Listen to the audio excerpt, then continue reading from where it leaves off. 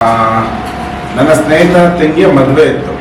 ಇಲ್ಲಿ ಕನಸು ಒಂದು ಚೌಟ್ರಿ ಆಗಲಿ ಮದುವೆ ಇತ್ತು. ನನ್ನ ಸ್ನೇಹಿತ, ನಾನು ಲಾಡ್ಜ್ ನಡೆಸ್ತಾ ಇದ್ದೀನಿ, 2-3 ಲಾಡ್ಜ್ ನಡೆಸ್ತಾ ಇರೋದ್ರಿಂದ ನನ್ನ ಸ್ನೇಹಿತ ನನ್ನ ಬಳಿ ರೂಮ್ ಇದೆಯಾ ಅಂತ ಕೇಳ್ತಾನೆ. ಬಟ್ ನನ್ನ ಬಳಿ ಇರೋಲ್ಲ ರೂಮು, ಯಾಕೆಂದರೆ ಅದರಿಂದ ದೂರ, ನಮ್ಮದಕ್ಕೂ ಕನ್ವೆನ್ಷನ್ ಆಗಿಗೂ ಕೂಡ ದೂರ ಇರುತ್ತೆ.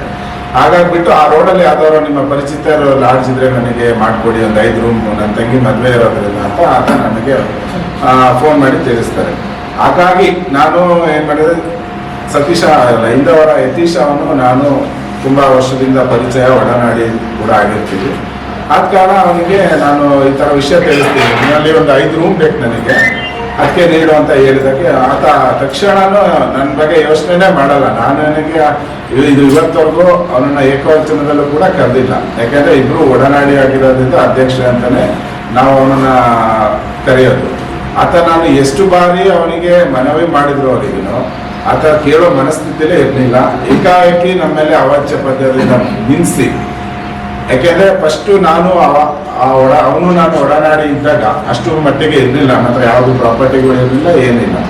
ಈಗ ಸ್ವಲ್ಪ ಲಾಡ್ಜ್ ವಿಚಾರದಲ್ಲಿ ನಾವು ಸ್ವಲ್ಪ ಮುಂದೆ ಇದ್ದೀವಿ ಅನ್ನೋ ಒಂದು ದುರುದ್ದೇಶದಿಂದ ಅವನು ನನ್ನ ಬಳಿ, ನೀವು ನಮ್ಮನ್ನ ಒಂದು ವ್ಯವಹಾರಕ್ಕೆ ನನಗೆ ನೀನು ಫೋನ್ ಮಾಡಿದ್ಯಾ, ನನ್ನನ್ನು ಕೇಳುವಷ್ಟು ನಿನಗೆ ಒಂದು ಧೈರ್ಯ ಬಂತ, ಆ ನಿಟ್ಟಿನಲ್ಲಿ ತುಂಬ ಅವನು ಅವಾಚ್ಯ ಶಬ್ದದಿಂದ ಫೋನಲ್ಲೇ ಬೈತಾನೆ. ನಾನು ಕೇಳ್ತೀನಿ, ಯಾಕಪ್ಪ, ಯಾಕೆ ಈ ಥರ ನಾನು ನೀನು ಒಳ್ಳೆ ಸ್ನೇಹಿತ ಇದ್ದೀವಿ, ಯಾಕೆ ಈ ವಿಚಾರಗಳನ್ನ ದೊಡ್ಡದು ಮಾಡ್ತಾ ಇದೆಯಾ, ಬೇಡ ಬಿಟ್ಬಿಡು, ನೀನು ಮಾತಾಡ್ತಾರೆ ತಪ್ಪು ಅಂತ ನಾನು ಆತಕ್ಕೆ ಹಲವು ಬಾರಿ ತಿಳಿಸಿದ್ರು ಕೂಡ ಆತ ಕೇಳೋ ಮನಸ್ಥಿತಿಲೇ ಇಲ್ಲ. ನೀನು ಎಲ್ಲಿದೆ ಹೇಳು, ಬರ್ತೀನಿ, ನಿನಗೆ ಹಂಗಾರೆ ರೂಮ್ ಬೇಕಾದ್ರೆ ನನಗೆ 5 ಲಕ್ಷ ದುಡ್ಡು ಕೊಡು, ನೀನು 5 ಲಕ್ಷ ದುಡ್ಡು ತಗೊಂಬ, ನೀನು ನನಗೆ ಬೇಡಪ್ಪ ರೂಮ್ ಅಂತ ನಾನು ಹೇಳಿದೆ ಅವಾಗ.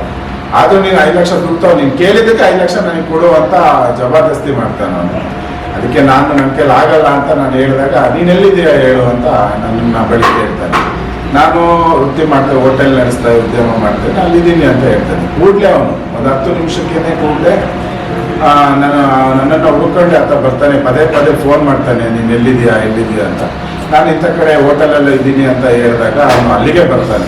ಅಲ್ಲಿಗೆ ಬಂದಾಗಲೂ ಕೂಡ ಅವನಿಗೆ ನಾನು ರೆಸ್ಪೆಕ್ಟ್ ಕೊಟ್ಟೆ ಮಾತಾಡಿಸ್ತೀನಿ, ಯಾಕೆ ಏನಾಗಿದೆ ನಿಮಗೆ, ಏನೋ ನಿಮ್ಮ ವಿಚಾರ ಬೇರೆ ಇರ್ಬೋದು, ನನಗೂ ಅದಕ್ಕೂ ಸಂಬಂಧ ಇಲ್ಲ, ನಾನು ಕೇಳಿದ್ದು ರೂಮಿಗೆ ಮಾತ್ರ, ನಿನ್ನ ಬಳಿ ಬೇರೆ ಏನು ನಾನು ವ್ಯವಹಾರಕ್ಕೆ ಮಾತಾಡಿಲ್ಲ, ಅದು ನನ್ನ ಸ್ನೇಹಿತನಿಗೆ ಬೇಕು ಅಂತ ಕೇಳಿದ್ದು, ಅದಕ್ಕೆ ನೀನು ಯಾರು ನನ್ನನ್ನು ಕೇಳೋಕ್ಕೆ, ನಿನಗೂ ನನಗೂ ಸಂಬಂಧ ಏನು ಅಂತ ಮತ್ತು ಅವಾಚ್ಯ ಪದ ನಿಲ್ಲಿಸ್ತಾನೆ. ನನ್ನ ಸ್ನೇಹಿತನು ಜೊತೆಲೇ ಇರ್ತಾನೆ.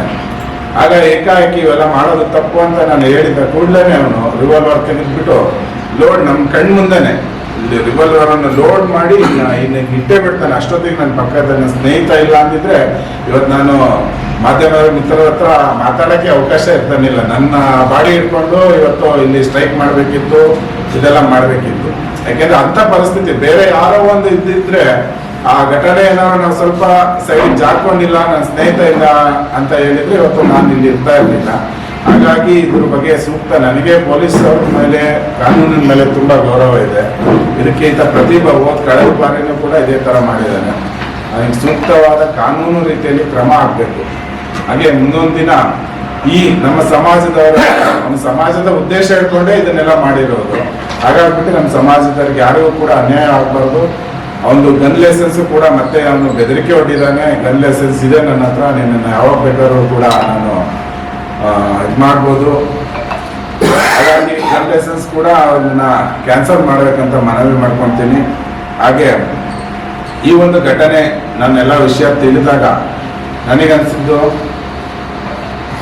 ಸಮಾನತೆಯ ಬಗ್ಗೆ ಮಾತಾಡೋರು ಇವತ್ತು ಎಲ್ಲಿದ್ದಾರೆ? ಇಂಥ ದುರ್ಘಟನೆ ಆದಾಗ ಯಾಕೆ ಅವರು ಒಂದು ನಮ್ಮ ಪರವಾಗಿ ಯಾರು ಮಾತಾಡಲ್ಲ? ಯಾಕೆಂದ್ರೆ ಸಮಾಜದಲ್ಲಿ ಇವತ್ತು ಹಲವಾರು ದುರ್ಘಟನೆಗಳು ನಡೆದಾಗ ದಲಿತರೇ ಬರಬೇಕಾ? ಕಾನೂನಲ್ಲಿ ಬಾಬಾ ಸಾಹೇಬ್ ಅಂಬೇಡ್ಕರ್ ಎಲ್ರಿಗೂ ಕೂಡ ಒಂದು ಅವಕಾಶ ಕೊಟ್ಟಿದ್ದಾರೆ ಮಾತಾಡೋಕ್ಕೆ. ಯಾಕೆ ಸಮಾಜ ಪರವಾಗಿ?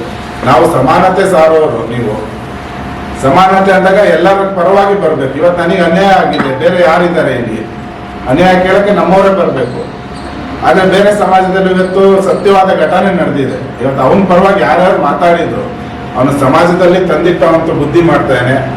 ದಯವಿಟ್ಟು ಅವನ ಪರವಾಗಿ ಯಾರು ಕೂಡ ಸಪೋರ್ಟ್ ಮಾಡಬಾರ್ದು, ಅವನನ್ನ ಗಡಿಪಾರು ಮಾಡಬೇಕು. ಹಾಗೆ ಅವನ ಗನ್ ಲೈಸೆನ್ಸನ್ನ ಕ್ಯಾನ್ಸಲ್ ಮಾಡಬೇಕಂತ ತಮ್ಮನಲ್ಲಿ